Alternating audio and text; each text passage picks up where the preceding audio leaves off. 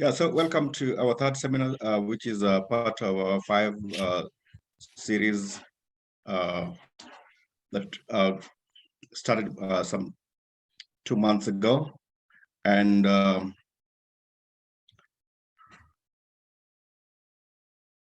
series is called Methodologies in Critical Terrorism Studies, Bridging Disciplinary Gaps and Centering Missing Voices. My name is Samuel, PhD candidate at National Center for Peace and Conflict Studies, University of Otago. And I'm going to be chairing today's event. So I want to thank you all for coming and for joining us. Today's seminar is titled Missing Voices and Methodologies, Decolonization and Indigenous Perspective in Challenging Eurocentricity in CTS. Our next, which will be the fourth event of our series, will take place in January, and we'll look into blind spots of critical discourse analysis, and it will be chaired by Cloete Auriacombe. Before I introduce today's event, I want to acknowledge the CTS working group, that is Tom Pettiger, Raquel De Silva, and Alice Martini, and also our events coordinator, Eddie Cohen. They've all been really supportive in helping us with this event and the previous ones. At our past events, we already saw some amazing innovative work and discussions on methodologies and political science perspectives. So we hope today we'll continue just those conversations, and we move into the colonial and indigenous viewpoints. Thank you all, our wonderful speakers, for agreeing to participate in this event. We're so proud of your input. So this seminar series is the product of an ongoing conversations between initially Alice Finden, Terela Ike, Ugo Gaudino, and myself. And later we were joined by Carlos Ebra, and we are all early career and PhD researchers, and we approach the field of CTS from different angles. Combined, our work looks into a variety of different areas, including CTS and political studies, critical approaches such as feminist, decolonial, and post-colonial approaches. But what joins us together is how influential CTS has been over our research, and our interest is asking questions about how CTS envisages diverse methodologies. So in this context, our concern that we all share is over the disciplines, approaches, and forms of knowledge production that CTS engages with less frequently. So these range from terrorism studies and political science, which distinguished scholars, some of whom have been participants in this forum, such as Professor Richard Jackson, have noted can end up being generalized as homogeneous or uncritical field. Other approaches we identify as missing out are critical approaches with which CTS engages less, such as decolonial and feminist approaches, and the voices of practitioners who mostly work in less whose work is less engaged with. So we want to know what versions of emancipation such critical approaches have, and whether they share the same vision as the CTS project. This seminar series therefore aims to ask questions about how CTS might expand on its work with these areas, while simultaneously showing appreciation both for the field and for scholars whose work has inspired us so much. I will therefore introduce into details the organizers. We have Dr. Terela Ike. I'm not sure if she's joined us already, but she's a lecturer in criminology and policing at Teesside University with research interests and specialism in terrorism, counterterrorism, and peace building in post-conflict context. She's also a recipient of the 2018 Best Article Award from the British International Studies Association, Royal African Society Postgraduate Prize paper. She has also published in areas concerning reintegration in post-conflict settings, and has been involved in research that informs government policies. Then we have Ugo Gaudino, who is a PhD candidate in international relations and a graduate teaching assistant at the University of Kent. Ugo is writing a thesis about securitization of Islam in Western Europe. He looks at how both right and left-wing parties argue that Muslims are a threat to security. In particular, Ugo focuses on counterterrorism discourses and policies. Then we have Alice Finden,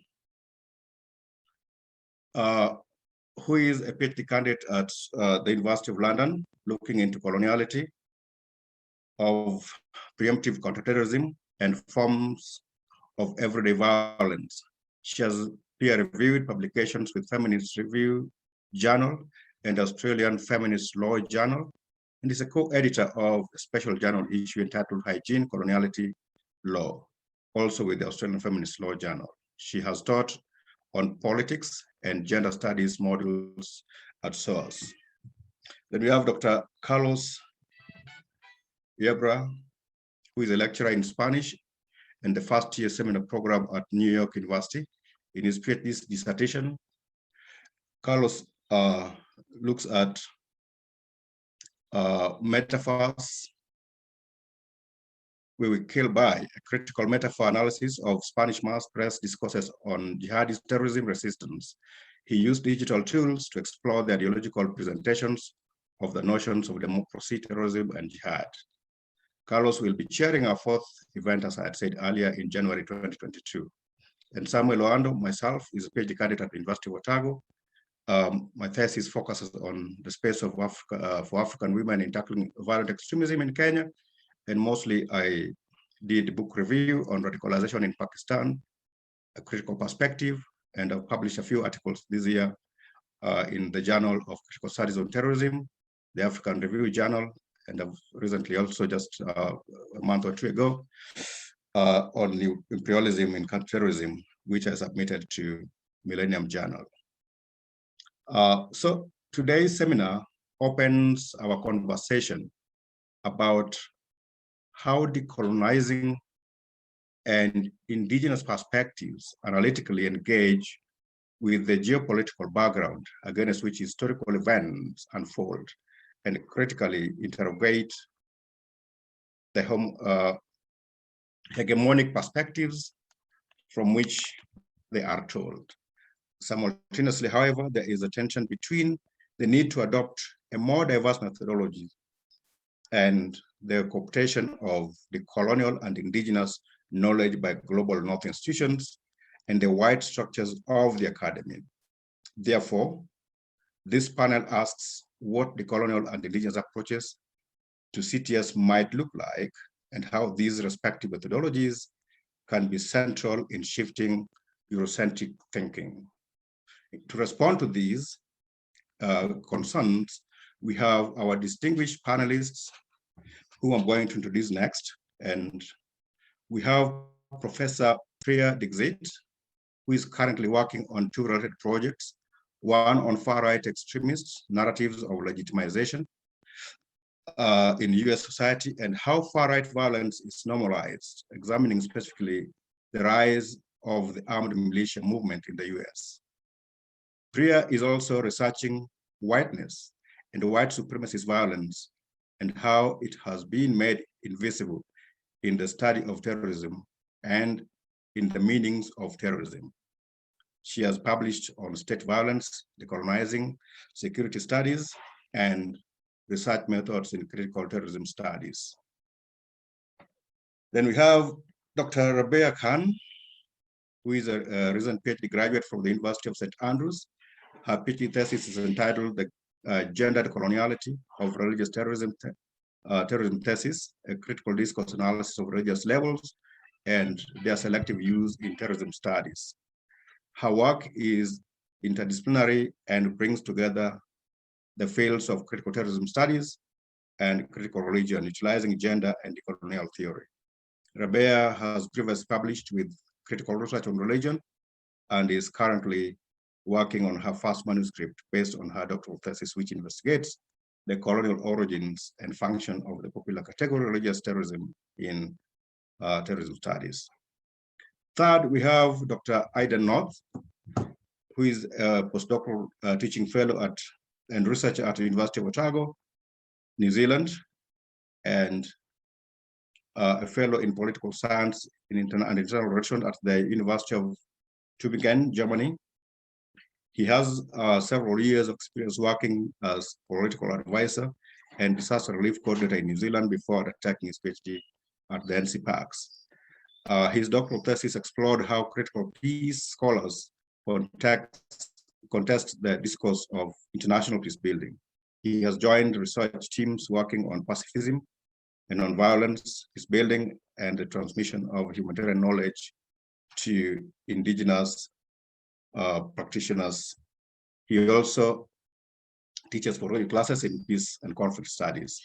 And finally, we have Ahmed Pozaid, who is an Egyptian political scientist holding master's in international relations from the University of Aberdeen, and now finishing his PhD at Hunter Center for the Study of Terrorism and Political Violence in University of St. Andrews.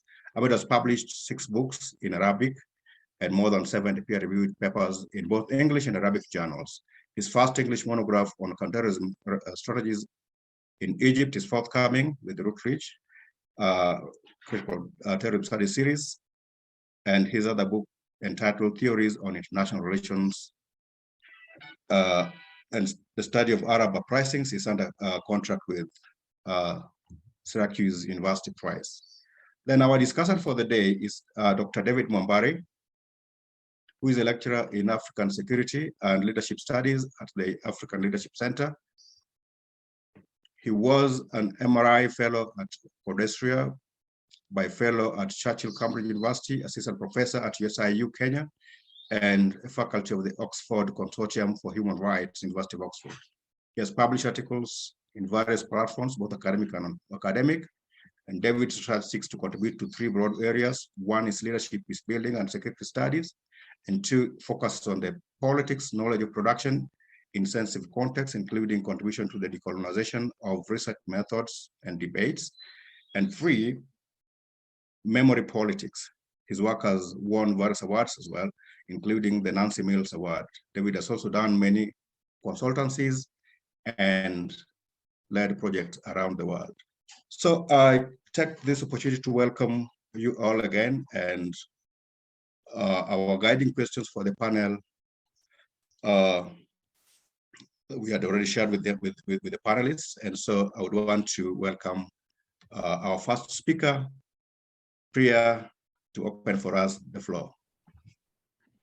Thank you very much, and thank you for the invite as well, for the very generous introduction. And I think I'm going to have more questions than answers in this 10 minutes.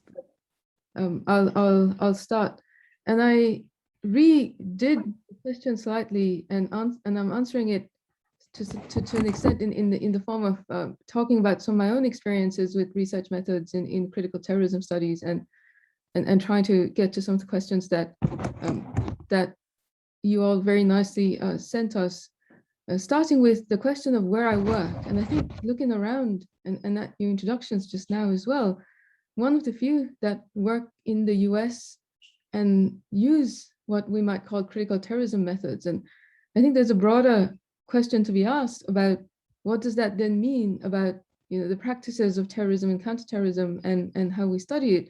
But more specifically, in my case, I work in a university which is a land grant university, which I think many of us are familiar with, which I suppose would be better said as land appropriated or land taken university, in an area of the country that has been settled by Scots-Irish people who had been initially fleeing their own oppressive state and religious institutions, but then became part of this state and religious institutions once they were here in the United States.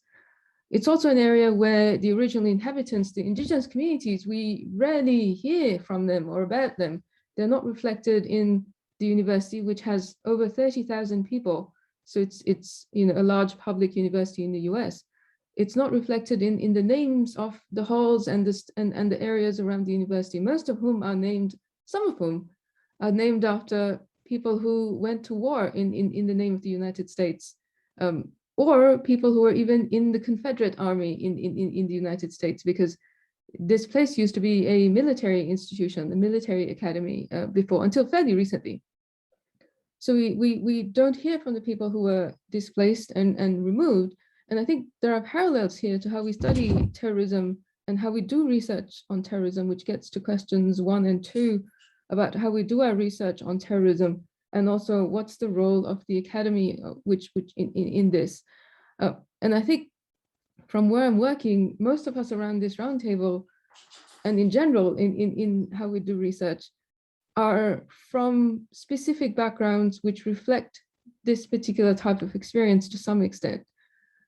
And most of our labor and our work rests upon people who are often unacknowledged and unseen. And I'm not sure whether we've even, I'm not talking about we as in like the people around this screen who might be more, but a general we to some extent. I'm not sure whether we've acknowledged this or dealt with this tension very much at all. And I think this narrative of where I work also, to some extent, leaves out that Appalachia, which is the region where I am, also has a history of solidarities across races that doesn't often get talked about very much in US history or US politics or discussions about this area. It does have histories of solidarities with people who are fighting oppressive structures of power, especially labor movements, that doesn't get talked about very much. And I think one of the things that I've started thinking about more broadly is how would it be to kind of question the colonial foundations of the university, but also think a bit about collaboration and whether there are these moments in histories that exist that we could talk about a bit more. And I believe some of you do much better job in this than I would. So how would that be? So that's one of the one overall theme that I had here. The second is the question of who I am, moving from where I work to who I am. I'm from Nepal. I have a Nepali passport, and it's fairly obvious when I travel, but other times it's hard to tell, I think, for many people. And what I mean by that is I've lived abroad half my life. I've studied in educational institutions abroad most of my life, especially higher education. And I'm part of these systems of power that it is what has made me who I am now, I think. So knowledge production, in this sense, especially in the US, I think in the US political science context, which is where I work, it has to fit, in my view, it always had to fit within certain agreed upon concepts or norms. And there's also this view, which I think is a somewhat similar immigrant view in many cases, that I didn't want to rock the boat, as it were, didn't want to question, especially when I was first starting. And people were telling you, well, you can't really do this kind of research because, you were already you're already kind of from the outside. So let's keep things less controversial. And especially in the early days of being the US, this was very much a story I was told. And there was not much openings for discussing race and security, race and terrorism, especially in the US academic context when I first started here. And oftentimes, and even now, I complied. I didn't really want any hassle. Like right now, I'm teaching classes that have people from a far right student organization in class. And I realized I censor myself even when teaching because I don't want the hassle. I live in a small town. Everybody kind of knows where I am. And, it's less trouble that way. And I think about what this has left out of and how I've continued the same structures in some ways that I'm talking about here. And the questions you had, like, it was just before the start of our Thanksgiving break, and I was sitting there looking at them and going, in a way, I've become the institution in so many ways here in the US, just because I don't want to create a fuss, if you want to put it that way. And I looked at my own syllabi, especially in the early years, and I taught what I'd been taught in the US because I started thinking, well, they need to know about these real debates, and they need to know about these ways in which Americans talk about some of these things. US Americans, being like US political science, talks about some of these things, because otherwise they'll feel as left out and as marginalized as I often felt out trying to do this kind of stuff here.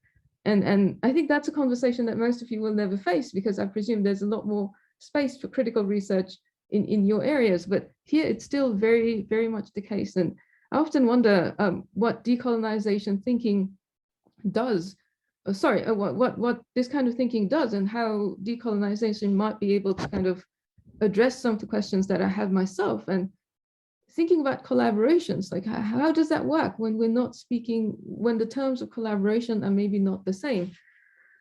And the last thing I'm going to say, sorry, 10 minutes, I realize. Last thing I'm going to say is what I do. So where I work, who I am, and what I do. As I said, I teach at a university that still considers itself a military academy. So it's one of the 6 military academies in the United States. I teach classes on terrorism and counterterrorism, far-right violence in the US, and national security to ROTC, which is Reserve Officer Training Corps cadets. And this semester in my terrorism counterterrorism course, I have like a small group of people from this far-right organization, and about 95% of people who are in ROTC and who are very eager, but who are very not interested in learning about, maybe the US hasn't been great in all this stories of terrorism and counterterrorism. And in that case, I teach in a country where, look at the news from the last week. It was hard to kind of look at it and have people in class going, well, I think it's perfectly okay to bring this machine gun to it's in our Second Amendment, right? So it's hard to kind of talk and teach in the context where a lot of the ways in which they think about the world is already fairly set at the age of 18, which is a bit shocking to me, especially in the context of like the last week's news and anyway. And we can say, I think, to some extent that academia is product of coloniality in all our countries. But is it to some extent the US also perhaps at an extreme? And I was outside the US for the start of the pandemic last year. And yeah, I was outside for most of 2020. And it was really interesting to me seeing some of these issues from outside the US and then thinking, oh, well, this is what's going to lead to accountability. This is what leads to change. And then seeing nothing has changed. Like the police are being funded more, the protests didn't really change very much. And if part of our goal is decolonizing, then how in a place where institutions and oppressive structures of power seem to have such a hold? And it was, how do you decolonize or decenter in this particular context where processes that produce insecurity and terrorism are for many people are things that others won't even acknowledge is happening as reality? And I don't know. And I think that's a fairly depressing place to finish it, but I want to maybe take a minute to talk about something that some of you have heard in different contexts. So one of the things I'm doing right now is trying to look at scholarship in abolitionist studies, Black feminist scholarship, and in anarchist studies to talk about whether we could prefigure how we would want to see research and probably our lives as well in terms of how that might connect with goals of decolonizing, and what would a prefigurative politics of decolonizing in universities, but also in our studies and in our work looks like. And we could say it might look partly like this at the moment, but also looking at the abolitionist works of scholars like Angela Davis and Ruth Gilmore in the US and others overseas to talk a bit more about what a collaborative liberatory world where people facing terrorism are the ones who are centered to some extent, and some of these questions are talked about a bit more, would look like, and whether we can ensure our research and our work accordingly. I realize this is a lot of fragments and not much sense making, and I thank you for your intelligence and your time. Thank you very much. Thank you, Professor Priya Dixit, for your good comment. Can we now have to hear from Rabea? Right. Yeah. So thank you very much, first off, to the organizers for inviting me and for organizing this panel. This is a really great session to be a part of. And thank you, Priya, for your thoughts. I saw myself in a lot of what you said, especially with regards to censoring yourself and not wanting to rock the boat too much. So I do see myself in that a lot. And it's one of the tensions I'm struggling with in the academy. And I'm sure a lot of you do too. So what I want to do today, I'm going to reflect on the purpose of researching terrorism and counterterrorism for me as a CTS scholar with a decolonial mission. That's how I would identify myself as a CTS scholar. And my entry point into this conversation is my own work and the decolonial approach that I've used or that I've tried to use, and the tensions that I felt in employing or trying to employ such an approach. So basically in my recent PhD thesis, and as Sam has introduced my work so kindly, thank you very much, Sam. It was entitled The Gender Coloniality of the Religious Terrorism Thesis. So I was using a decolonial approach, but it wasn't, and what I would now refer to it as a so-called soft decolonial approach. And that means it wasn't a strict or a radical decolonial approach. And that's because I don't think, and I don't know how this would be possible in a discipline like ours. So a really strict decolonial approach, in my understanding, and maybe also according to the majority of decolonial scholars, would involve a proper delinking. And that means not using or engaging with literature that is building on colonial knowledge, and that is using colonial tropes and colonial language. But that is the very literature that critical terrorism studies has to engage with, because it is CTS's mission, really, right? Or its original mission, as I understand it, it emerged as a response to the very colonial discipline, i.e. terrorism studies, mainstream terrorism studies, and it emerged to make a difference and provide a counterpole to the harmful and the biased and the Eurocentric research that mainstream terrorism was producing and continues to produce. So that's the first tension right there. Terrorism studies is colonial. CTS needs to respond to that, is responding to it. So it needs to engage with a colonial discipline. And a radical decolonial approach, in my understanding, would refrain from engaging in the first place, right? And a really strict decolonial approach would also not be using, for example, some of the critical theories and thinkers and thought that we consider to be critical, such as, for example, post-structural theory. And it is something that I have used in my thesis because I did, first off, it's very accessible, it was available to me, and I did find it useful in my mission, this decolonial mission that I had, right? And that's how I framed my research. It was a research project with a decolonial mission.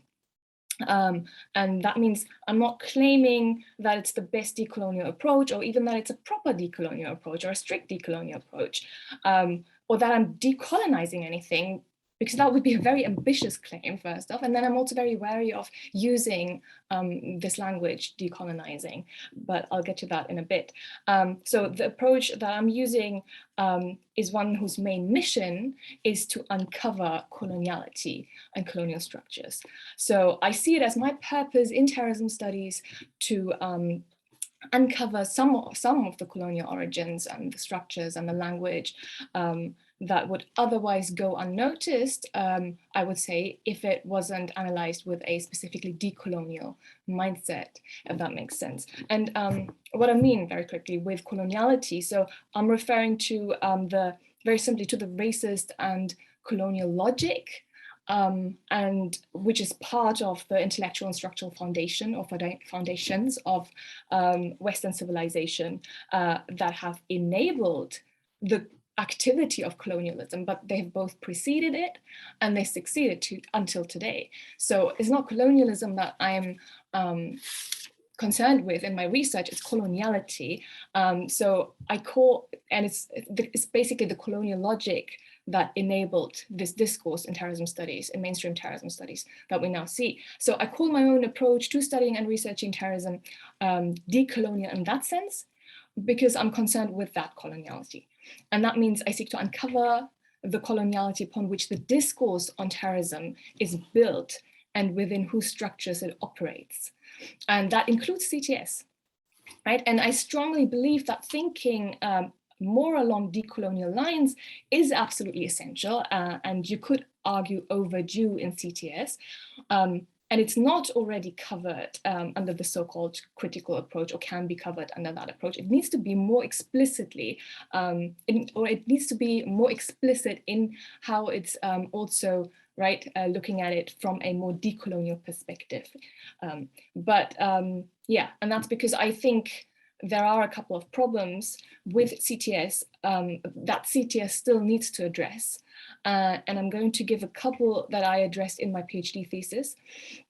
So what I did there is I conducted a discourse analysis of almost 300 articles across the 4 major terrorism journals. So that was Terrorism and Political Violence, TPV, Studies in Conflict and Terrorism, then Perspectives on Terrorism, and also our journal, Critical Studies on Terrorism.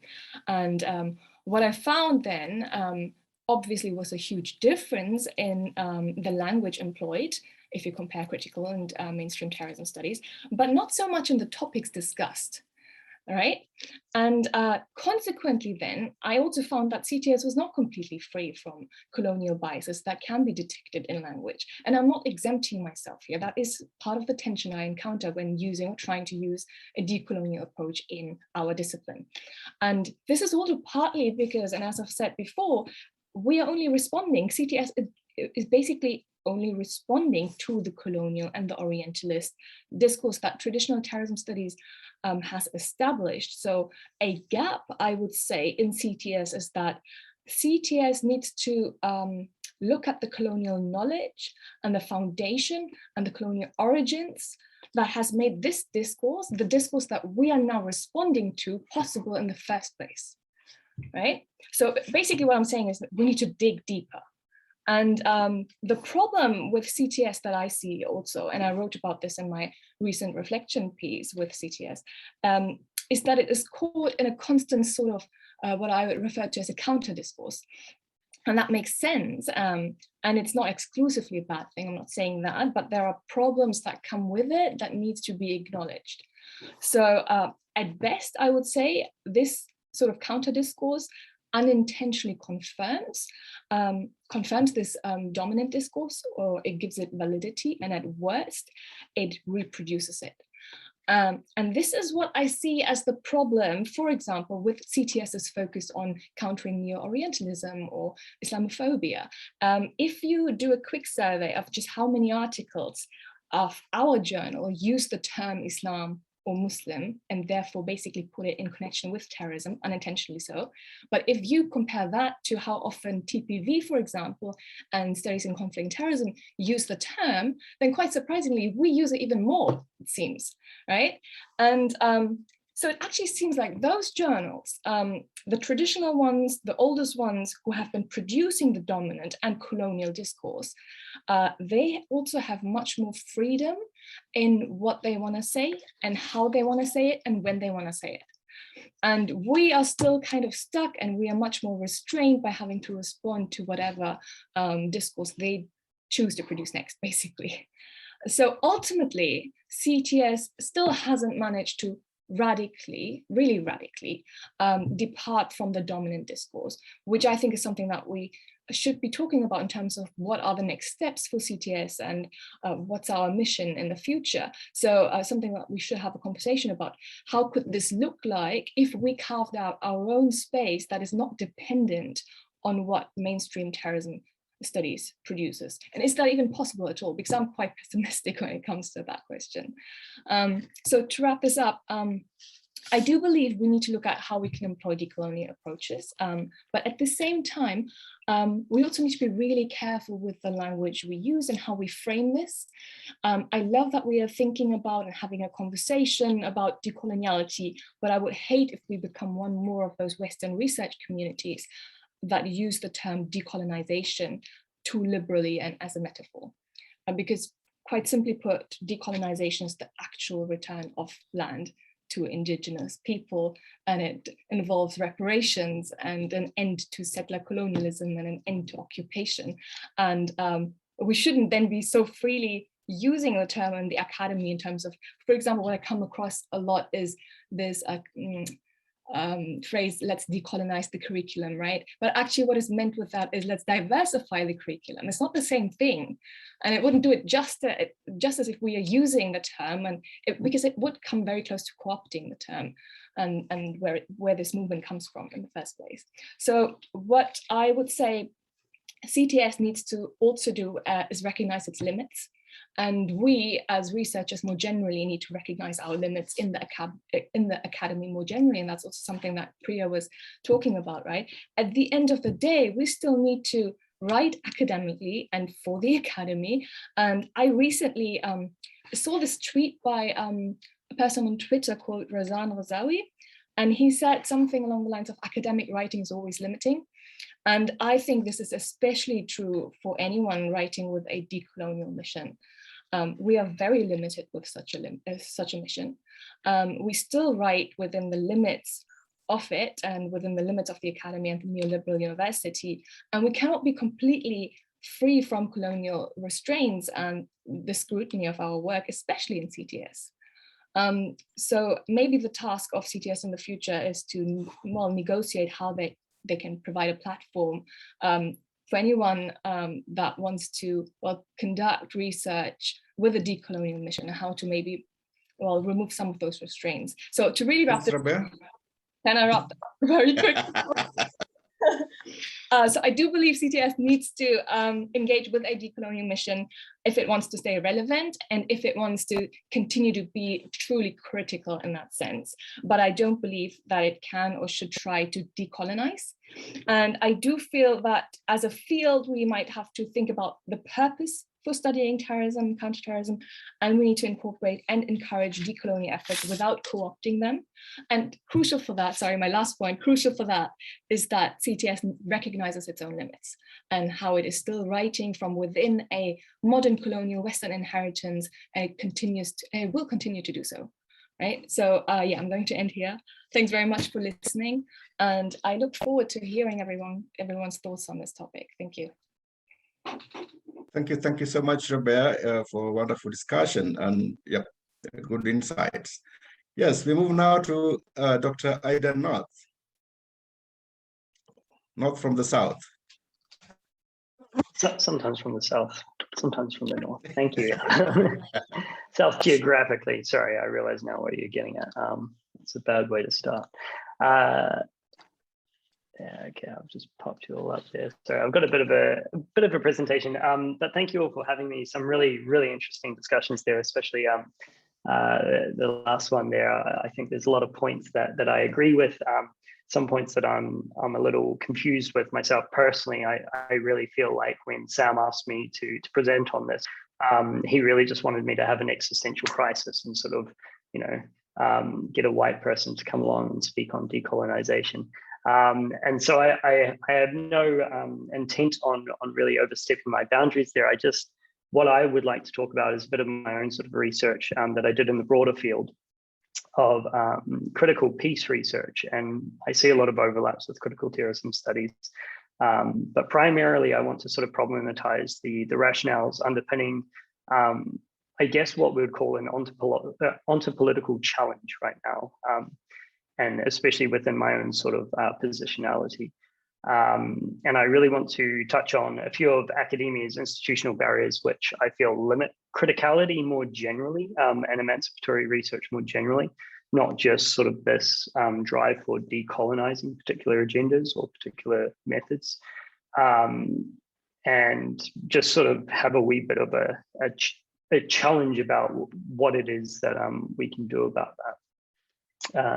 If I can figure out how to hit the next slide, I will use some sort of oversimplified typical binaries just for the purposes of time. So apologies if terms like global south, global north need to be contested a little bit more deeply.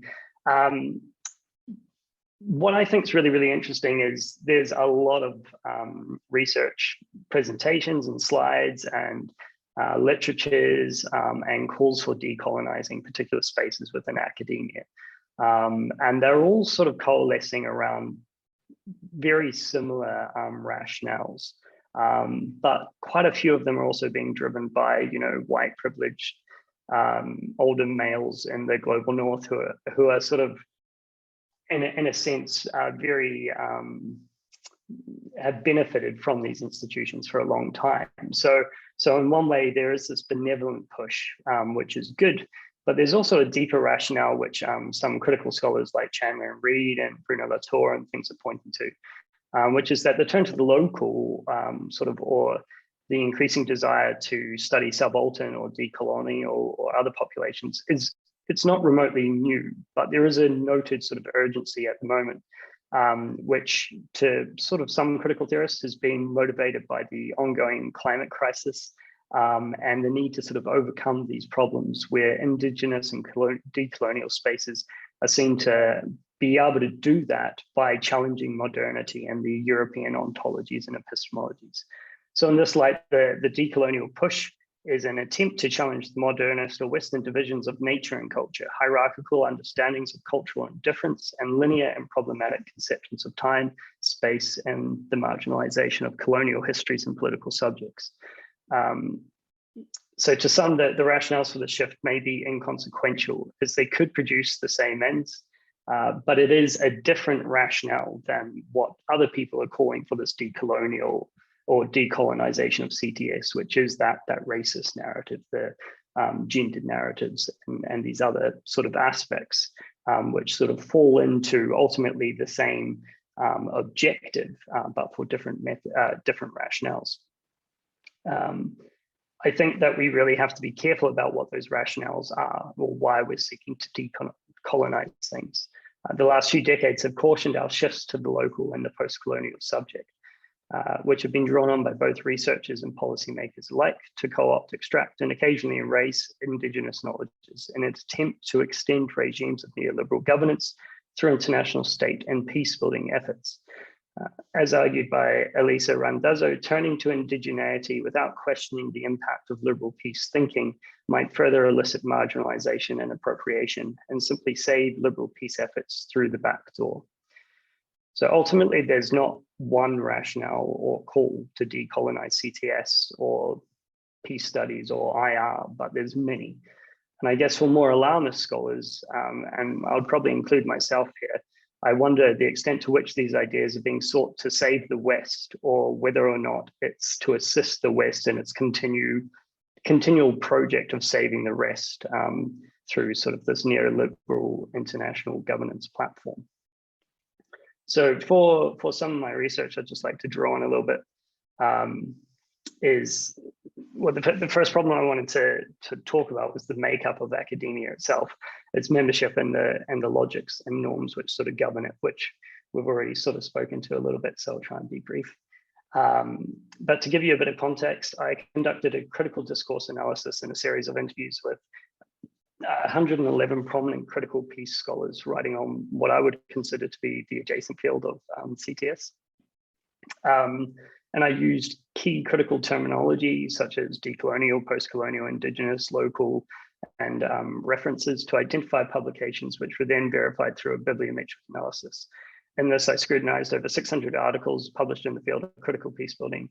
And here I could sort of see how the membership of the field directly impacted on the types of knowledge. So similar to the last presentation in the last critical discourse analysis, the language can change, but the themes stay very similar, which I thought was quite interesting. So within my data set, and I recognize that it's somewhat anecdotal, there were 71 men, 40 women, 103 resided within the global north at the time of writing, so at the time of their publications and things, which I think brings in notions of Bordeaux and habitus and what that sort of does to our ability to contest and really decolonize ourselves. For research output, some 470 articles out of the, I think it was about 650 that I analyzed. Some 470 articles were published in Northern Europe, while only 40 were published within the global south. Why this matters, well, existing research has shown that Northern institutions and funding agencies set the agendas and the rules of the game, then work with those who have similar goals and mindsets in the North. So we create this sort of epistemic closure. Not only are the global south publications substantially underrepresented, but funding limitations cause scholars to focus on teaching at the expense of new research. A review of the North-South divisions by Pamela Scully noted that the ability of global South scholars to tap into global discussions is limited by insufficient resources and their focus on short-term, contextually driven problem solving, which is of little interest to global North scholarship and its need for theory. Basically, the issue here is that there are different rationales for why we undertake research in the first place. And when we become part of academia, we all have to play the game. And the publications which are produced primarily in the North have a very different rationale, and they always want this significant theoretical contribution, etc. which other scholars and things aren't necessarily so interested in because they have this context or practice-oriented need to challenge and discuss and provide new solutions. This isn't to say that Northern scholars are complicit entirely in the deliberate subjugation of alternative voices, for we too are bound by neoliberal institutions. We face funding issues which prevent us from developing relationships or having face-to-face discussions and building new mechanisms.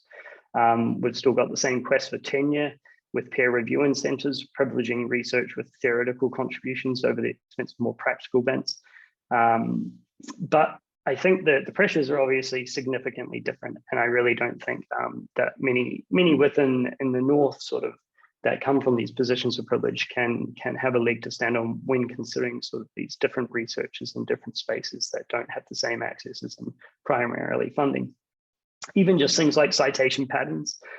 So I'm not sure if you guys have heard of Lotka's law or Bradford's law, but there are sort of in bibliometric studies, these sort of 80 to 20% divides where 20% of academics will publish 80% of the articles, or 20% of the journals that are prestigious will publish 80% of the sort of primary articles. And then basically there's just all these inbuilt, ingrained and entrenched divisions within academia, which continue to privilege particular scholars and particular voices over others, which, you know, are insanely difficult to change from the outside, insanely difficult to change when you're not a editor or on a critical journal that you can actually actively influence who's getting in and who's getting published. But even when we are allowing for those changes to occur, there's still this sort of entrenched coloniality where if it doesn't have the same theoretical contribution that we want in an academic article, we'll put it in its own separate spot, such as letters from the field or an op-ed, or we'll change the style of that article so it doesn't have the same weight that a normal article might. In terms of how that emerges in terms of research barriers, I guess it's sort of difficult to understand the precise impact that these patterns and biases have. And even when scholars make deeper efforts to more critically engage in their subject areas, there are severe limits to how this is undertaken. Interdisciplinary divisions prevent the transmission of ideas, where the sheer amount of research, limited time of scholars, and need to partake in hot topic debates prevents a deeper scrutinization and reflection, allowing for discussions to be continually replicated across fields as they're slowly picked up by scholars.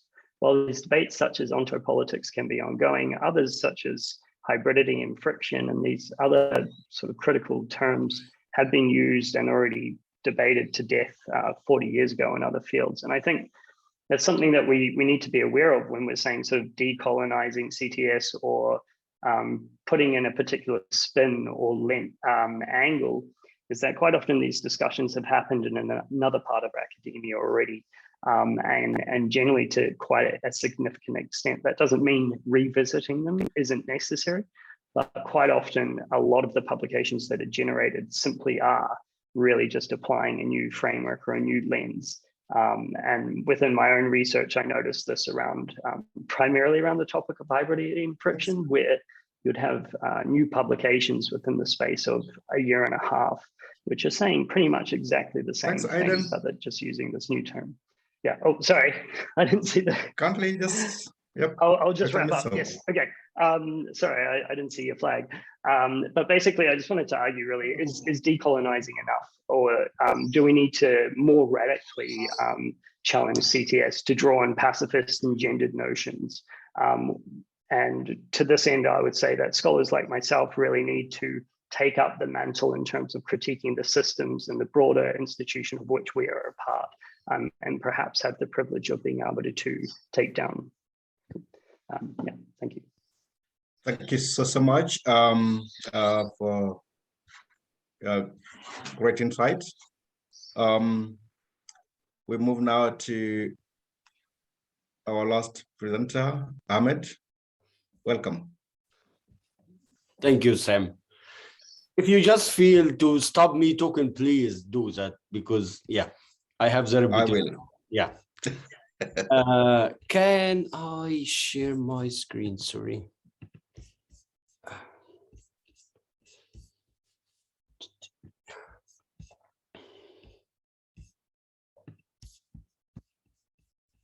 Can you see it now, no? Yeah.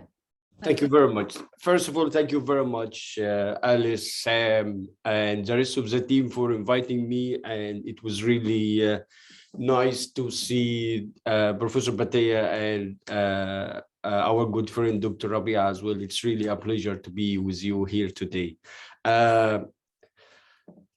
Before I will start, I can't overlook that this is an opportunity to share this statement with solidarity with 6 Palestinian human rights organization that now under the repression of the Israeli government. I will be grateful if you can sign it. If it's not already, you sign it and share it with your colleagues. That would be really help us pushing forward such decolonizing practices in real life and in academia as well. As for today, I am starting with, since Alice and Samuel kindly approached me to reflect about this title, Missing Voices, and it's really stuck with me for a while. And I just can't escape it. It's not missing. It was suppressed. It was silent. It was pushed away from the mainstream or the colonial debate. So I'm starting from this point. It's not missing, it's there, and it's always there, but had been systematically, institutionally, had been pushed away and suppressed. And I'm starting from a very, very famous quote we all know of Audre Lorde about the master tools will never dismantle the master house. And we are looking for this marginalized or suppressed voices. So it's not a missing voices, it's the voices of the victims and those who had been suppressed. And in a way, it's a kind of epistemic, what Kate Doston called it, it's epistemic oppression or epistemic violence that excludes and hinder one contribution of knowledge production from other people. And because it's challenging and disturbing and contest the dominant knowledge productions. So these are the voices of the victims, the oppressed, and those who rebelled both epistemically and practically against all form of repressive power, domination, colonialism, and or other form of oppression.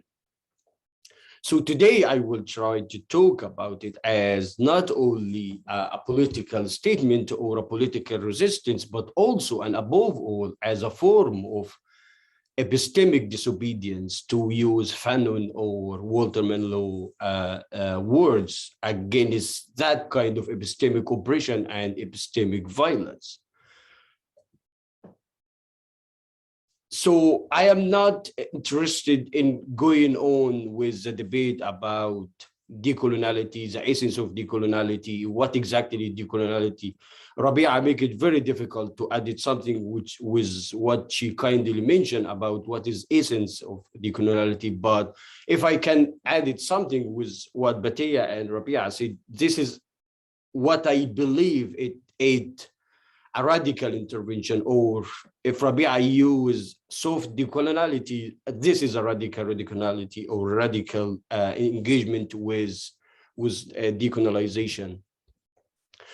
This is a kind of, I'm sorry because of the time, I just try to escape some of the presentation. I will be happy if anyone wanted, I will share it with you. So this kind of voices, what Larry Peterson called different voices from the margins, regarding voices, interpretation, could expand our understanding of the world and change it eventually.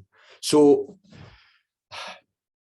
again, I will refer, sorry for that, I will refer to what Bateya said. She lived under system of oppression differently.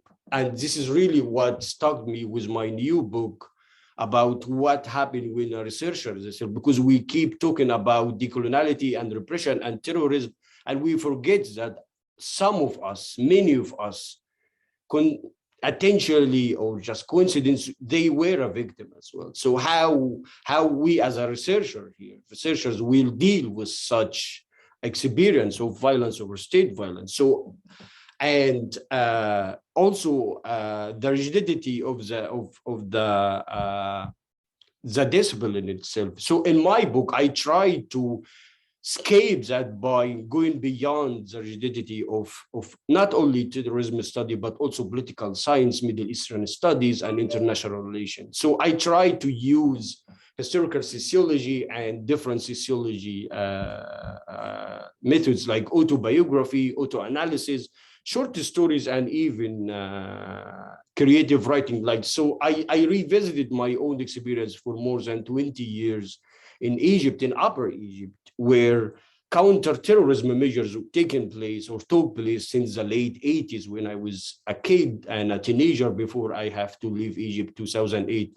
So I try to revisit that by writing in my book. I wrote 6 or 7 short stories and overlap and intersect with the topic I'm talking about, which is counterterrorism and state violence.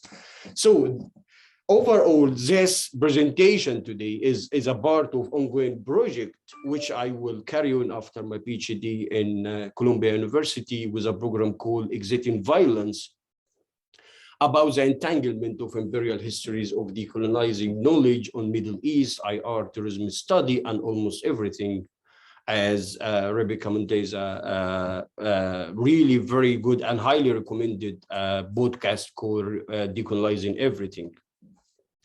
So my questions, or what stuck with me after Alice and Sam invited me, so I asked myself, what should we do where archive is either absent or inaccessible? Because, for example, many of us, especially from the global south, with authoritarian regimes like Egypt, Syria, and many others, I can't go to the archive. And this is the main peril of modern knowledge. You conduct archival research, I can't go to the archive. So what can I do? What should I do instead of the archival one? The other question was, what should we do with fabricated or biased formal archives as well? Like I just watched a documentary from GDR, former Germany, Eastern Germany, about how the police fabricated the archive itself. So how can we judge that this archive is reflecting the truth or the facts or what really happened? And the third one was how to study the history of state violence from above, not only everything against the state or the resistance from below. And last one, but not least, can global histories be studied without the West or without the colonial lens? So I am trying to explore different methods here, different methodology, creative history, fragments of memory, literature, and aesthetic and visual arts. So, for example, and I will, sorry, Sam, I will escape it now, and you can see, like, for example, this literature fiction as a source in Egypt, for example, because I'm tracing the colonial and post-colonial legacies. I can't find only one source, but really literature and fiction have, especially historical fiction, have really rich sources that you can use it. Like this one is about the last Mamluki families, the second one about Napoleon and about resistance during the 18th, 19th century. The last one on the right, it's about a rebellion against the Abbasid Caliphate in 8th century, which you can't find it in the archive if you don't have access. And the other one is subaltern text and autobiography, not only from the perspective of global south, but also from the soldier in something like Napoleon campaign. Like this one, I have many sources about soldiers and subaltern taken a part of this campaign, and they rebel against the formal Napoleonic narrative about what exactly the campaign was about, and all this narrative about bringing enlightenment and civility and civilization to the Orient, which was not true.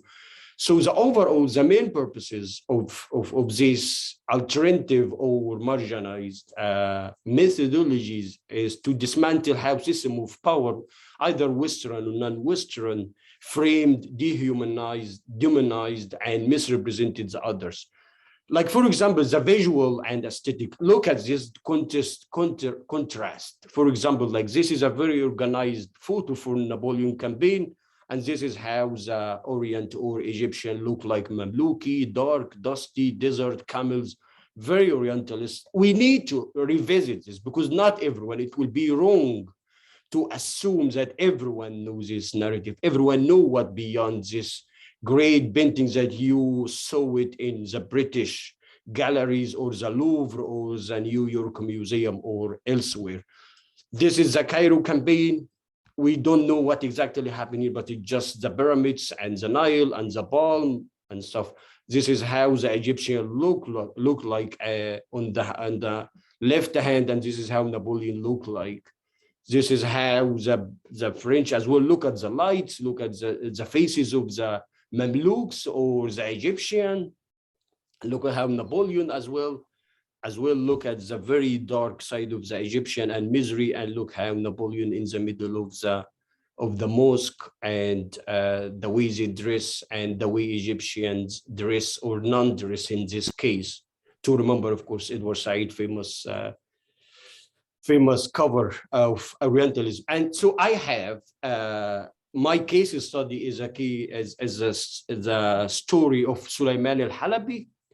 Sulaiman al-Halabi is the Egyptian Syrian student who was accused of killing Kleber, the commander of Napoleon campaign in Egypt. And he was tortured and executed in public, despite all narrative of modernity and a modern justice system and representation of the victims or the convicted, blah, blah, blah. So this is what Napoleon said about the campaign. And actually these sources, this is French sources, really documented how Napoleon and the French army suppressed the the contested narrative about what exactly the campaign was about. So just to move on, this is again, sorry, it's this is the case about Sulaiman al-Halabi, and also this is one of the things that had been portrayed during the campaign or during the trial as well. And this is one of the modern sources of justice that Napoleon bring into Egypt, and with all procedures and all justice, legal order or code.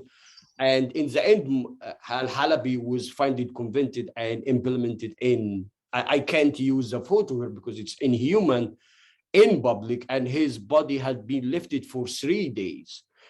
For the last point, this was in 1802. Interestingly, this is still what the critical realism calls the presence of the past.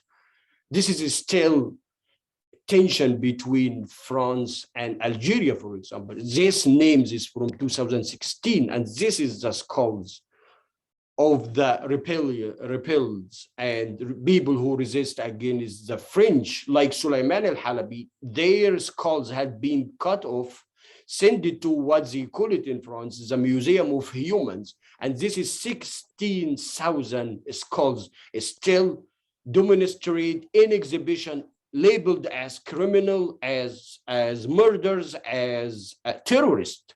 So this is not new narrative. This is something we need to revisit this one. And this is also another very different case from India. This is a very brilliant book about one of the soldiers in the rebellion of 1857 and how this represents the British occupation of India. The last two plaintiffs, I'm really sorry, Sam, how this help? Because it's not enough to just critique with C, not with Q. So what exactly, how can we push it forward? So there's new alternatives, imaginary, creative, we need to revisiting, re-examining and re-evaluating the legacies of post-colonial and colonial, anti-colonial and decolonial legacies in the global South. And as I mentioned before, critical is not the enemy, or critical terrorism study is not the bad guys. Actually, it's a value, it's an asset for us, but we need to push it forward. This is what I call it the D-turn. So it's really like everything, it's decolonizing everything. It's de-westernizing, it's de-linking, as Rabia said, with colonial. Unfortunately, I have to stop you now, Ahmed. Thank you so much. Thank you so much. Yeah. Sorry. Thanks. So now we want to move into to have our discussant, David Mombari, to join us with what he has picked up and what he may want us to know into details. Then afterwards, we will open the question and answer session. So, Dr. Mombari. Well, thank you very much, Sam, and thank you very much, everybody who presented. I want to also thank our audience and the invitation that has been extended to me. In this conversation that I'm going to have with you, I am going to outline first a few themes, if you want, that I've heard that emerged from different presentations, and the second, I will give my own reflection on the general topic of decolonization and generally terrorism or security studies. So one is really generally we had quite a bit about positionality. I think it's almost every presenter who touched on either questions they are faced with their work or the different dilemmas they face because of their varied positionality. And I am mindful that perhaps in our audience, people might not have reflected much on positionality itself or what some scholars write on reflexive thinking. And this has to do with generally an understanding of where you stand intellectually or as a person or as the person producing knowledge to the knowledge being produced or to the research being carried out. Generally, I would say, you know, it could be helpful that way to think about inside a positionality, outside the positionality, and that it exists on a spectrum, and it is malleable, it changes over time, over spaces, depending on the study, depending on what you're working on. And there's a lot of literature I would encourage you to look at on the positionality. The second theme I heard has to do with institutional histories and barriers, I would call it that. The fact that as scholars, even who are reflecting on decolonization, as scholars who are thinking about these ideas on what to do with the Eurocentric approaches to terrorism studies or other studies that we carry out or disciplines we belong to, that there is an issue of a container, that these are contained institutions, that they are contained in particular institutions that have particular histories, and that powerful gatekeepers, you know, want to sustain in a particular way, and therefore overlapping with the question of positionality, if we are entrenching or supporting those same institutions, or how to resist some of these ideas that are guarding those institutional histories and barriers. And then there is another theme I picked up on that was discussed quite a bit on the fluidity of the term decolonization, how different people want to deploy it in different conversation, different literature, and different approaches. So what is, you know, decolonization, and the fact that we can also negate the fact that also people can let it go easily or strategically make it useless in academia because of certain powers that has to be protected. So I also picked up that theme. And then there was actually less presentation on the missing voices, though everybody sort of touched on it. But the last presenter is really the one who outlined for us who are these people without power. To some extent, you know, there was always a discussion on that. But here in the last presentation, we really had an almost pointing to the people. I think Fanon calls them the rest of the earth. And so that was very helpful. And that's something we could probably talk about more. The second thing that that emerged for me in the last presentation that I have been touched on earlier is an issue to do with styles. Are we confined? It was almost a question, are we confined by particular formats, particular ways of writing, particular ways of producing knowledge in terrorism studies for us to be accepted, for us to have jobs, for us to have acceptance from colleagues, for us to contribute to the debate? And again, here I appreciate this pointing to the possibilities of creative writing, artistic expression, terminologies, vocabulary. Somebody mentioned languages. Who do we actually call a terrorist? And recently there was, of course, a debate, and I think a shift in debate with the incident or the attack in the US Capitol. Even the media and other big powerful institutions, without them starting to use language different. And I think even the United States president, where we feel like a power of coloniality might be sitting at different times of the debate. So on that point, I would say those are the themes I picked up. There might have been more, but I wanted to really just point out a few of them, given the time I have. So positionality, institutional history and the barriers, different ways of understanding decolonization, the missing voices that without power, and styles of conveying or producing knowledge. Now, in the few minutes that I still have remaining, I'm hoping that basically questions will come about this, and then we can continue to unpack. There were many examples given. I really appreciate the richness of examples that different presenters gave, either from their own positionality, from their own research, from their own ways they conducted research. I would have, one would have wanted to hear more about methodological approaches to those projects. For instance, I will discuss briefly on this idea of working within the confines of the colonial library. I think one presenter pointed out, X amount of these articles came from here, and others came from here.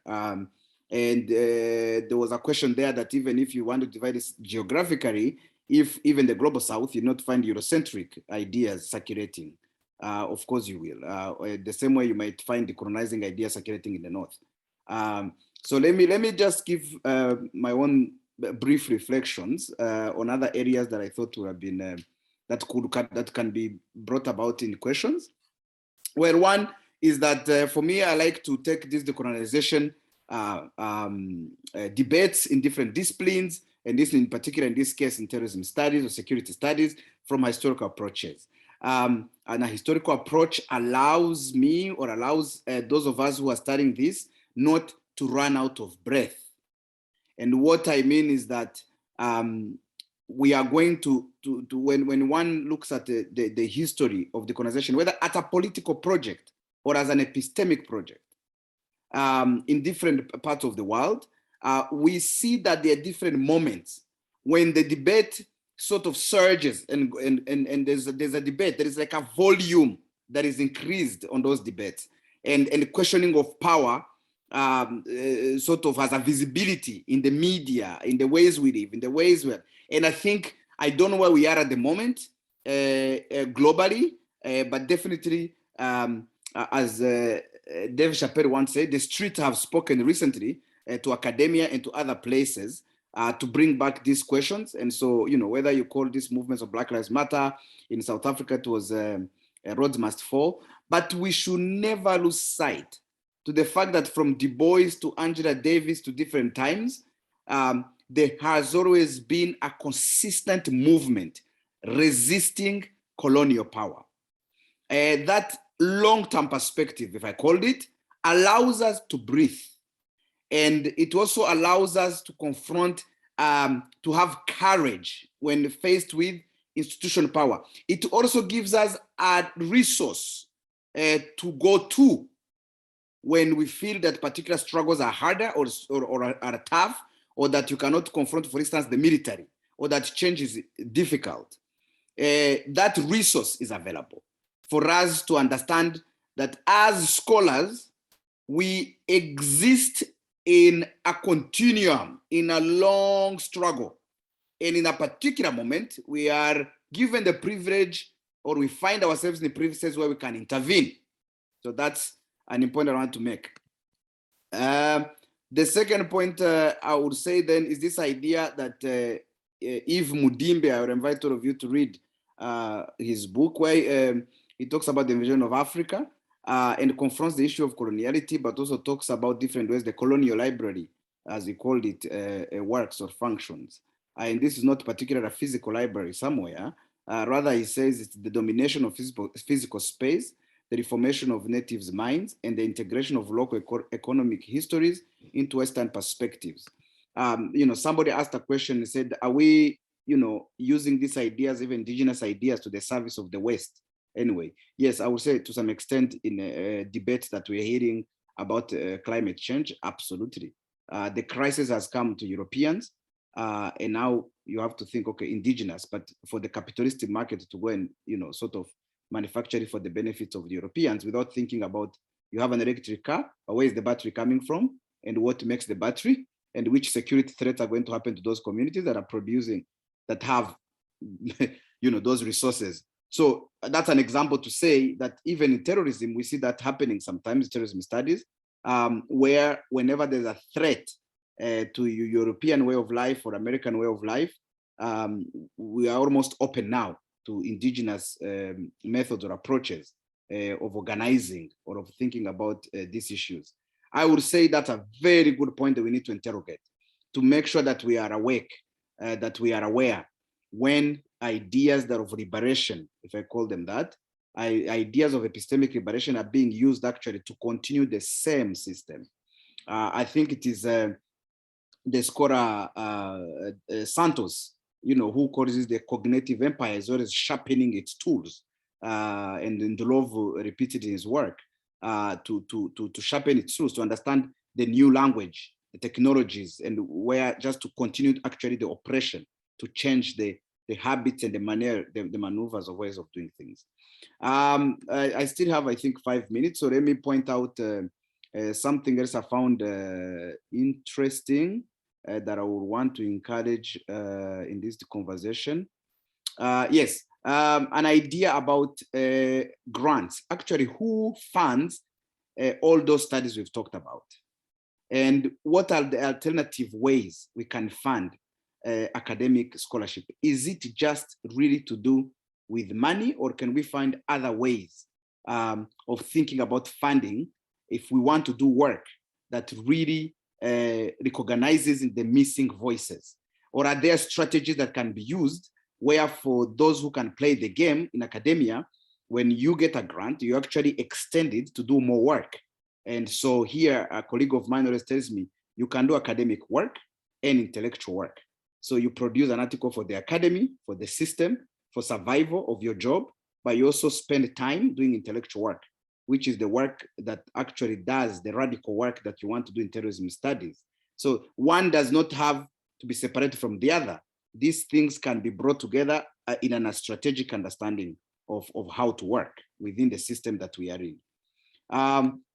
And again, to recognize this, that these hegemonic ideas that we are confronting, short-term or long-term, whether it's in this moment or whether it's in the moment that is coming or the past moment, it's very important to recognize that when we actually confront hegemonic ideas in the North, it has value to other contexts, because these powerful ideas of who is a terrorist, or how terrorism is done, or how it's understood, they travel to other contexts.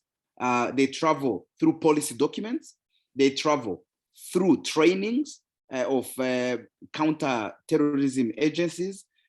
They travel through classrooms. They travel through those journals somebody was talking about. They travel, of course, through the media. And now they have a speed travel ticket with the internet.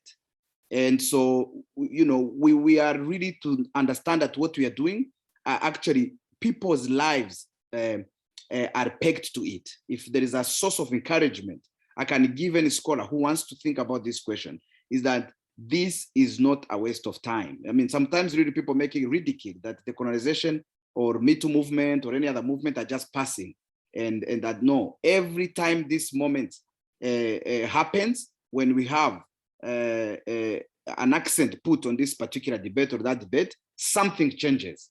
and we rattle power a little bit. And I think now there's an opening to engage with the broader groups in different strategies, different approaches to really center ideas that actually bring voices that are missing. My last intervention is to ask, though, as we think about our approaches and tools and we read, what library are you reading from? And what partner? Solidarity is key, because otherwise there is mental health issues here, and there is a discouragement, and there is pragmatism of jobs, and there is a, in academia, we are actually privileged, but the privilege is given to few. And so how do we multiply what we have? If you have a position, if you are doing a research project, when you're including people, do you yourself actually reach out to the missing voices? And how do you understand those missing voices and how you're incorporating them? So I will stop there because my time is up, but I'm also happy to answer questions. I didn't go much into the literature, but these are topics I also write on, that I rattle with, and that I'm very much committed to continue to think about. And this platform itself, SAM, is a form of solidarity and collaboration. Thank you very much. Thank you very much, Dr. Mwambari. I think we really acknowledge that you have gone into great length and detail. I want to really apologize to our colleagues from New Zealand. I know I can see some of you may want to go to sleep, but let me give this opportunity to the panelists, at least to take 2 minutes each to respond or just share based on reflections from Dr. Mwambari. So let me start with, no order. Let me see whoever is ready to start. Just 2 minutes.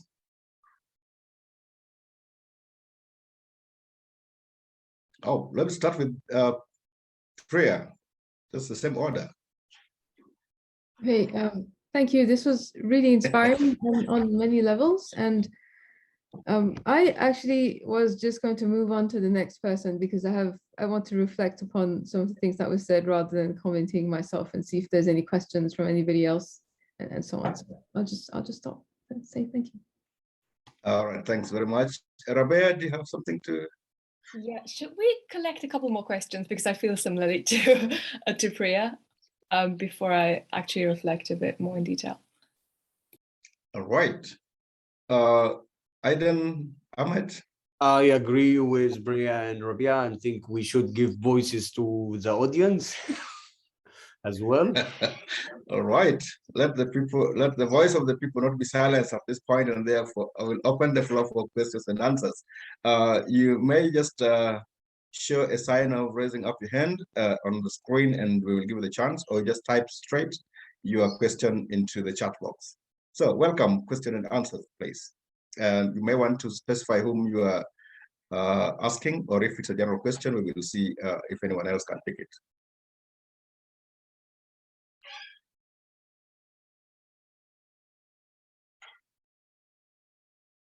The floor is open to the participants. Right, Tom. Hey, thank you everyone so much. It was a really interesting discussion, and thanks Alice and crew for putting the conversation together. My question was aimed primarily at Priya, but I'm interested in other people's thoughts as well. Priya, especially, you said that you have kind of come to this conversation with just loads of questions, but I wonder if you could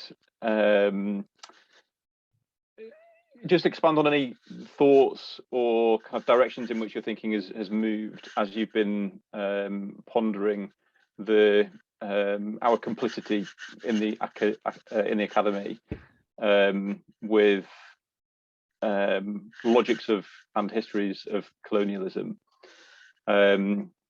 Yeah, I'd just kind of be interested in your thoughts, and then other people's thoughts as well on that. Like, how do we justify? Do we justify? How do we justify ourselves in these positions? Allow me to take 3 questions before we get responses. So, Elias, then Alice. Hiya, many thanks for organizing this presentation. It's been a long time in waiting that somebody has managed to organize something on terrorism and decoloniality. So I sort of introduce myself. I work in terrorism. I work at the University of London. Not London, that's my previous university in Liverpool, but I'm based in Singapore. So I kind of have a interesting outlook to looking at terrorism from a part of the world that was colonized. Indonesia, Malaysia, Singapore, Dutch and British colonies, Australia not far away, New Zealand not far away, coming from the UK. So I have a kind of interesting perspective of how terrorism actually operates within what we call the global south, and how, for example, some of the, well, all the strategies that we employ in the global north were refined in the global south and then taken to the global north. So my sort of, and I've been working on decoloniality for a while now, writing on it and someone talking on it. I'm very pessimistic about decoloniality, purely from the fact that just even analyzing the journals, even critical terrorism journals, there's only one article published on decoloniality. That was by Shirley, and I think presume yourself. But definitely by Shirley, I've just seen a name there. One article since Road Must Fall was 2005, and we are what, 2022 or something. So one article, which is quite shocking, I would say. But then I would sort of question the appetite amongst decolonial, or amongst terrorism scholars to actually engage in decoloniality. Because what it seems to me, maybe this conversation, not to be too critical, is that the conversation is between the West and the West, generally. Theoretically, politically, we keep talking about the West to the West, and every, this may sound like a ramble, but maybe some use in this as well. So every talk I've listened to and so on, it has been between the West and the West, really. There's not been, for example, a talk between the West and Southeast Asia. Given the fact Southeast Asia has lots of academics historically working on sort of decolonizing things, and suppose same with Africa, but it seems to me that Western academia is in many ways colonizing decolonization, which is really a problem if you look at it in terms of decoloniality. And I mean, one example I like to sort of, is a brief example, but I think it's quite important to bring. When we look at the timing of our seminars, webinars, yeah, and it came across to me because my colleague, Dr. Liam Wasabi, organized, he's doing a series on decoloniality and was inviting quite a few scholars. And we're talking about this, and he said that he got a lot of complaints from scholars from the UK about the timing, because the timing of the webinars is Singapore time. The scholars from Europe are complaining the fact that it's not European time, which is really interesting, because it leads me to something that's really important, is the colonized mind, which I think somebody brought up, the colonized mind. And I think every one of us, whether we're working in terrorism, international relations, peace building, sociology, psychology, doesn't matter, where we live in the global south, global north, global east, global west, we have a colonized mind. And what I've realized is that that's not really being touched upon within the conversations that we've been having. It's really important that we touch upon that. And Dr. Mswari touched on the library. One of the problems with the library is the fact that it's a colonized library, and we walk around with the colonized library. So when we engage in decoloniality, we are engaging from a very colonized mind. So the question has to be asked, can we really decolonize something that is, we are products of a colonized system? And then Rabeh mentioned something interesting about friendly decolonizing. I absolutely agree, Rabeh, is that a lot of the initiatives that we have, decolonize the curriculum, theories, also, they're just friendly, and all they do is reproduce coloniality. Even the university reproduces coloniality. Sorry, just the last point. And what I would suggest is that what we need to do is have a radical break. We need to use decoloniality to get to a decolonial or decolonized epistemology about terrorism. And that's my question really probably is, how do we get there? Can we get there? And I think that's the most important. Elias, thanks so much. Elias, thanks so much. At least, it's very clear now. At least, and the rest now we might just need to be very concise, so that at least our panelists also spend a little time. All right, Alice. Yep, thank you very much, Sam. Thanks to all panelists and also David. It was absolutely fantastic. I just have two questions. One for Rabia. I wondered how you work, Rabia, but also maybe others if they want to talk about it as well. How do you work with feminism in your work? And I wondered if you could talk a bit more about that and how maybe that would also help us think past like limitations of CTS, but also its relationship with de-coloniality. And then also I had a question for Ahmed. I really loved your presentation. I think it's really fantastic to think about kind of like alternative local fictions.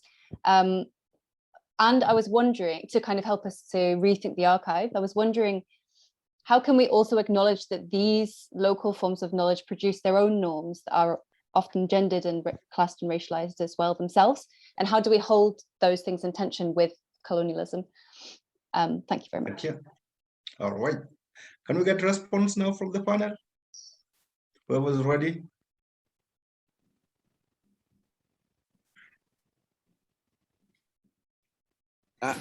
In order as well? Yeah. All right, now let's go proceed. Oh, okay. David? Sorry. So who's proceeding? Shit, I can just go. Oh, Priya, proceed. You have already started. Sorry, was somebody else about to? Sorry. I don't know what's going on, apparently, which is Okay, sorry, don't worry. Go ahead. but thank you very much for this and for the questions. And it was, so our complicities with the histories of colonialism, what do we do about it? And I think part of it might be to just use some of what folks around here were already talking about much better than I did, to talk about how perhaps this is about, a different kind of epistemology, etc. But personally, I've been looking at mainly, I think, again, drawing from what one of you talked about, looking at how terrorism is talked about in the US at the moment, and the ways in which we don't talk about certain kinds of acts as terrorism, and how that might fit into broader discussions of white innocence, as it were, which is what Nadia Ali talks about in a different context as well, and how that creates this idea that it's only certain people and certain types of violence that can be considered terrorism, and whether we can challenge that and question that somehow. And I'm not making very much sense, I realize, but it's something that I've been thinking about. But also some of the things that was just said in this panel has expanded those thoughts. So I shall stop there before I become even more incoherent. Thank you. David? Sorry, did someone say? Did you say David or? David. Yes, okay. No, just two quick points. One that, Alice, I appreciate that idea about intersectionality, and that's something I had on my list actually, that we had less discussion on that. And I would encourage everybody to really read and reflect more on working on intersectionality. There's a very good book by Sylvia Tamale that actually, in its first introduction, you are going to have a very good understanding and discussion of scholarship on decolonization. And she tries to provide that intersectional analysis of Afrofeminism and decolonization debates. The second book literature I would like to recommend highly, again, introduction, is Epistemic Freedom in Africa. Even though it is on Africa, the Ndlovu Gisheni, in the first introduction, again, introduces you to scholarship, to have that long-term, long purview of the literature. And from there, I think you have quite a bit. And methodologically, Smith, Smith, I think 1999, on indigenous methods, and Chelisia, Universal Botswana, if you just type that, or I'll put these works here. Those almost 3-4 texts will help us think very much on practical ways of decolonizing research methods, or even how we do research, or how we think about it, how we work with those missing voices, how we bring them in, but also it gives us an idea about intersectionality. And then Elias, very quickly, is it Elias? Is the one I have on the name. I really feel you, but I think in the moments of reflecting on decolonization and always thinking about power or how to confront power, I think there is room for lamenting. I think there's room to express optimism or epistemic, what did you call it? What is the? Epistemic. Yes, there is room for all that, because through that sometimes it allows us to move on then and engage. I actually thought the same in 2020 because there were so many talks I attended on decolonization that I almost got saturated and I stopped. But I did my second master's in Pan-African studies on these ideas of decolonization at Syracuse and in Kenya, and had, did my PhD in Australia. So I already knew these ideas were in circulation. It's not true that some people want to present as new or they're discovering something. And so one of the things I wrote in my to answer myself in that lamenting moment is a short piece I'm going to post here that is called can these platforms, these technology platforms, be a way of passing on ideas of liberation? And in that I did with a lot of talks that were actually given on what you call global north, or let me say Europe, America, but also connect them to those that were given in Africa or Asia. And I had to really go back to the library and make that short piece for anybody who would be interested to know that this was not new, but what were the new themes, and in what ways are these decolonized ideas helping us in this moment in the 21st century. And I'll post that short piece here just to increase the sense of optimism in you that we are making a movement and we are moving forward. Thanks. Thank you so much. It will always be good to lament, be optimistic and pessimistic, and that is knowledge. Rabia? Right, thank you. Yeah, honestly, I really appreciate this call for optimism, David, because I did and I still do echo a lot of Ilyas's concerns in terms of well, I am more on the pessimistic side, I guess, but I love to hear more optimistic voices, and this is what we need if we want to get anywhere with a more decolonial mission, as I would call it. And yeah, so I mean, one of the things that I was also thinking when I was when some of my friends actually asked, oh, can they attend this this session because they'd be interested, and I had to tell them, well, actually, you have to be a member, you have to pay. And that's like kind of, it's a bit embarrassing, because if you say, well, this is a decolonial, this is a panel on decolonization and indigenous perspectives, this is really against the decolonial ethos, right? So, and that again echoes what Ilyas has said, like we are really just stuck in these structures. We want to do decolonial work, and yet we are part of this academy that is just so colonial in so many ways. But yeah, just to reply very quickly to Alice's question, feminism, very, very interesting question, because I have a very complicated relationship with feminism, if I can say that. I have a complicated relationship with it because I am using a feminist approach in my definition, but I found feminist circles in academia, sometimes exclusive, very often very white, and very often, and they've also started co-opting the whole intersectionality movement and using that language a lot, also using decoloniality in that language. They're just very often putting everything under their sort of umbrella and say, like, well, we're feminists, so we ought to do that just by default.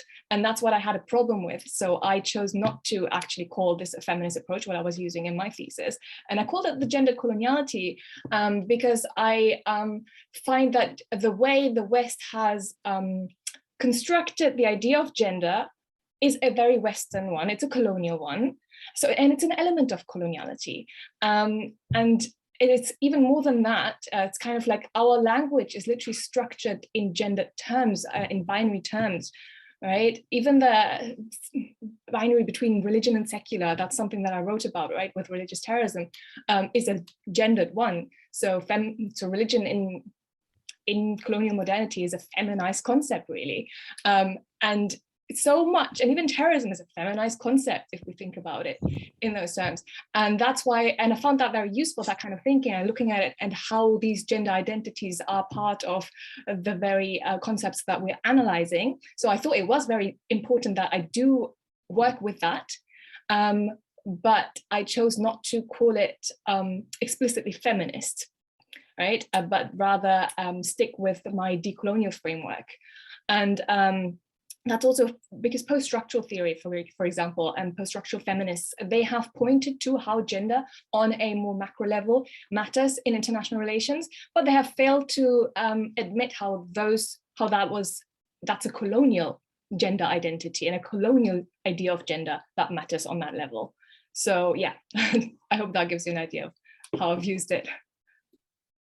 All right, thanks. Ahmed, if you could respond to question by Alice. Yes, and Elias as well, if I may pronounce. Yes, right, yes. I think there is something in common in the whole conversation today, or the whole conversation about decoloniality in general, which is violence and repression.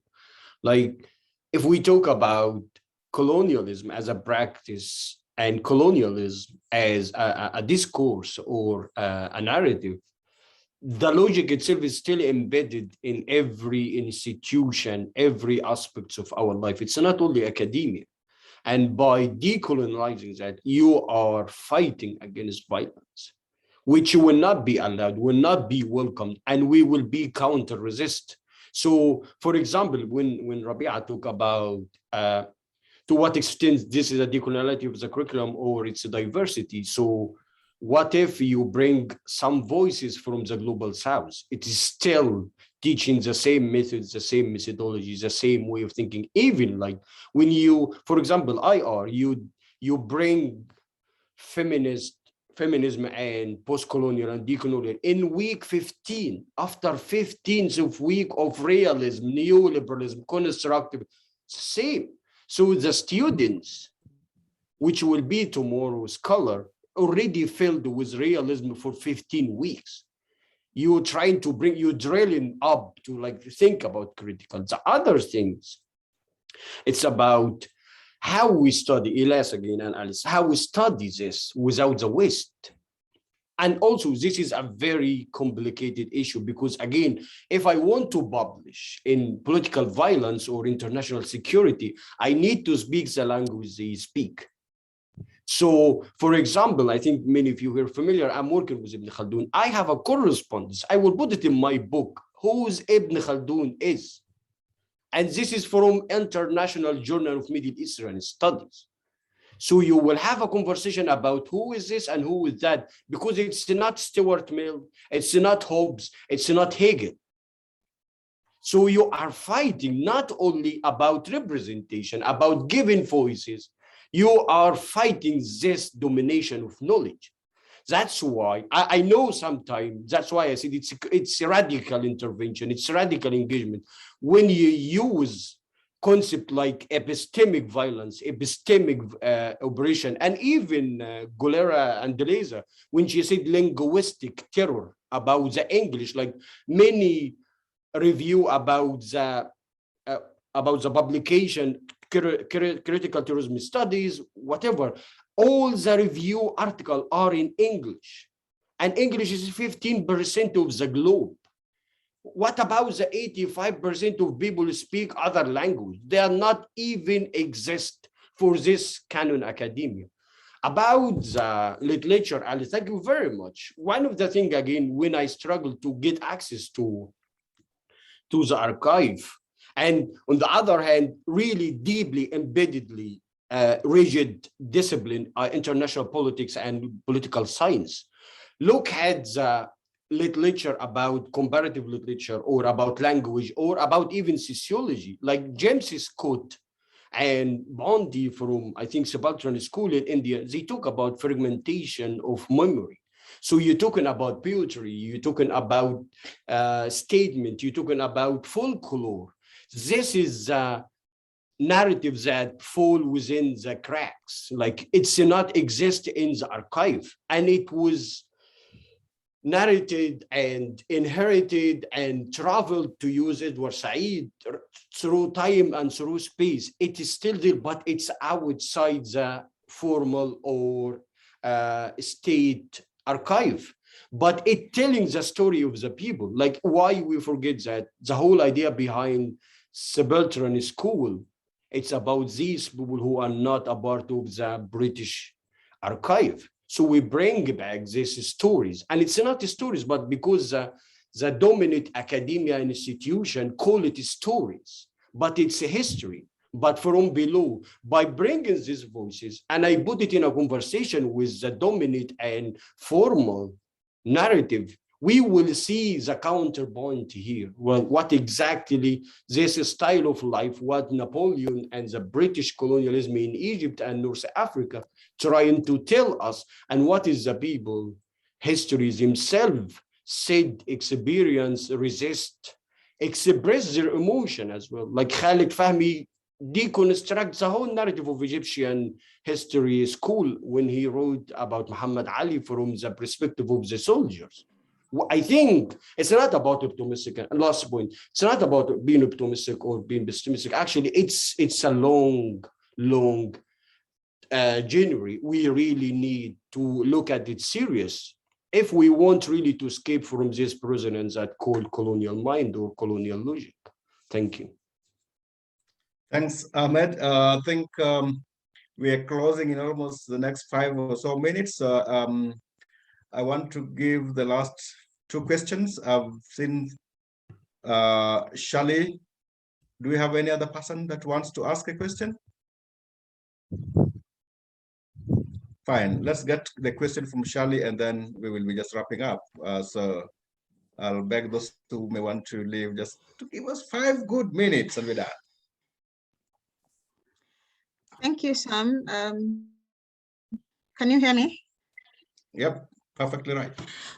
Oh yeah, really wonderful sentiments from you know, the presenters who've spoken today. And thank you for giving me this opportunity. In New Zealand right now, it's going to 3 a.m. So I'll just try to focus. But I'm really happy with the you know, all the sentiments that have been said today. But the big question that I have is that I have a big problem with you know, the issue of trying to present indigenous knowledge as if it is a supplement to Western knowledge. It's as if we are asking for the bare minimum. This is a question to Ahmed. You know, how do we stop this notion, talking about epistemic violence and de-Westernizing, you know, knowledges?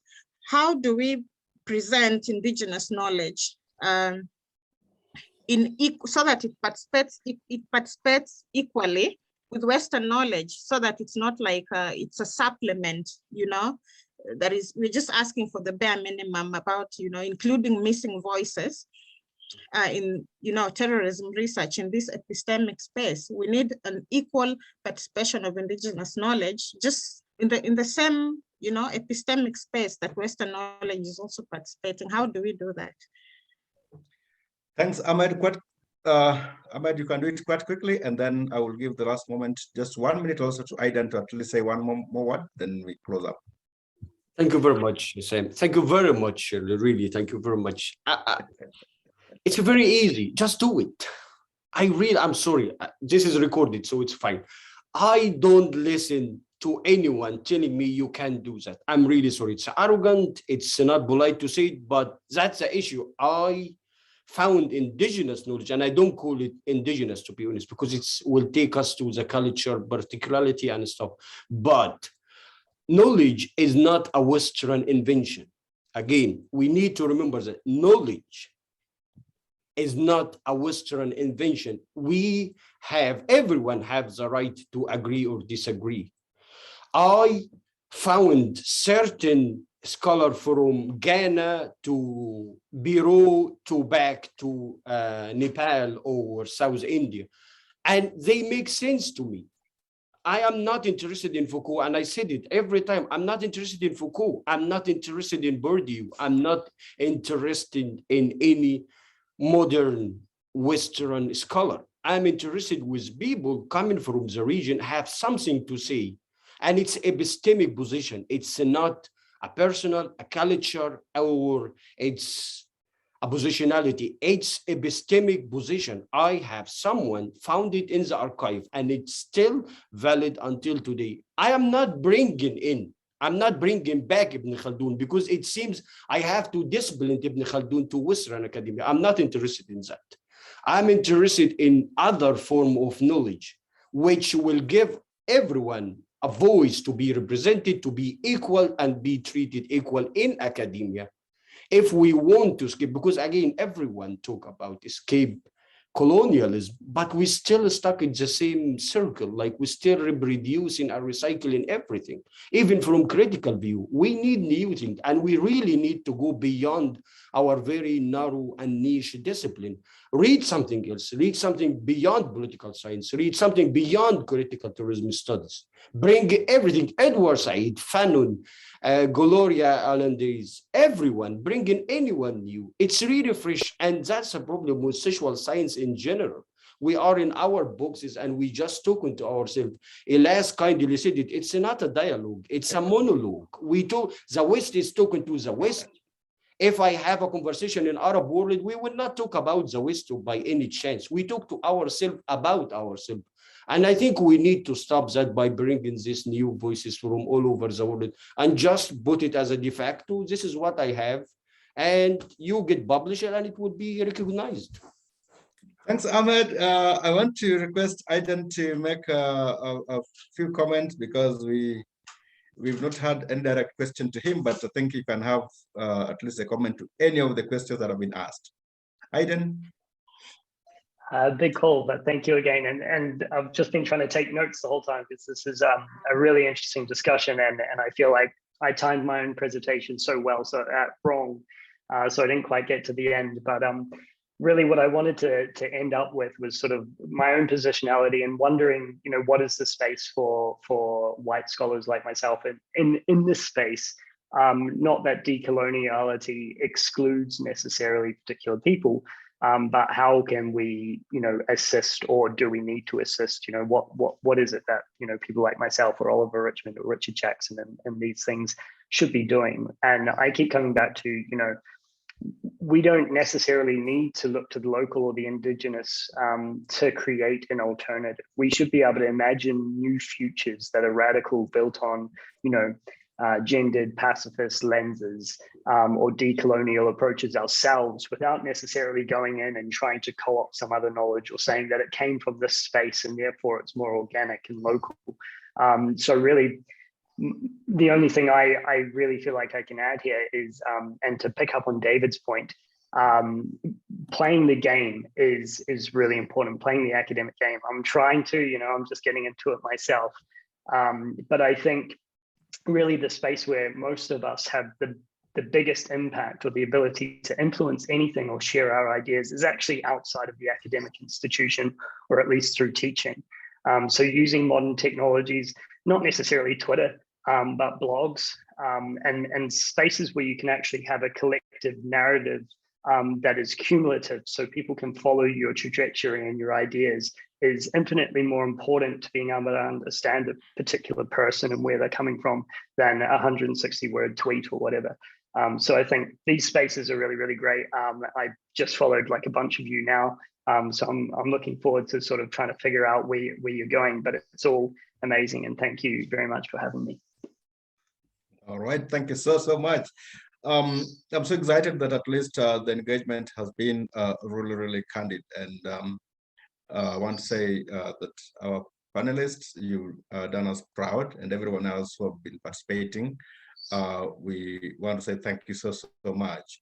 Thanks also to David, who has been a very robust discussant, and thanks everyone for the questions and for the team that had been organizing this. I may want to ask Tom if he might be having any announcement. Otherwise, I'll give it to Alice to close for us. So Tom, do you have anything? No, no, not at all. Thank you so much. Then Alice, please, as a convener, go ahead to do the wrapping up and we close officially. Okay, sure, Sam. Thank you very much. Yeah, just to echo everything that Sam put much more eloquently than I can.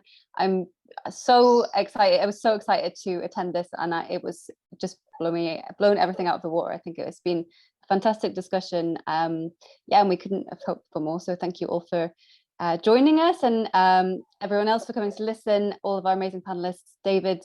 I want to just remind everyone about the solidarity statement with Palestine that Ahmed brought up at the beginning. I think that's maybe one of the examples that Aidan was just reminding us of just now. Yeah, so we're going to have our next our next panel in January. So just stay tuned for that, and hopefully we'll be able to make it free for everyone at some point as well. Thank you very much. Thank you so much. We say have a good week to all. You too. Bye, everyone. Bye.